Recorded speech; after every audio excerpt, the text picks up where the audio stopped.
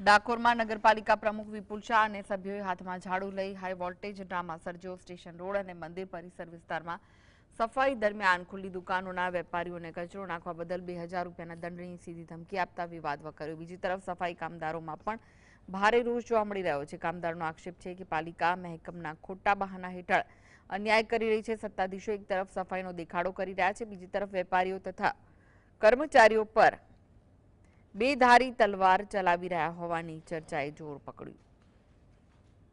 નગરપાલિકાના કર્મચારીઓ હડતાલ પર જવાથી નગરપાલિકાના દરેક સભ્યોએ નક્કી કર્યું કે સફાઈ આપણે જાતે કરીશું। કેટલા દિવસ સુધી આ સફાઈ તમે કર્યા કરશો? જ્યાં સુધી એ લોકોની હડતાલ ચાલુ રહેશે ત્યાં સુધી અમે સફાઈ કરીશું। ડાકોર નગરપાલિકા કામ કરવા તૈયાર નથી એવો કોઈ પ્રશ્ન જ ઉપસ્થિત થતો નહીં। એકચ્યુઅલી પરિસ્થિતિ મહેકમની છે।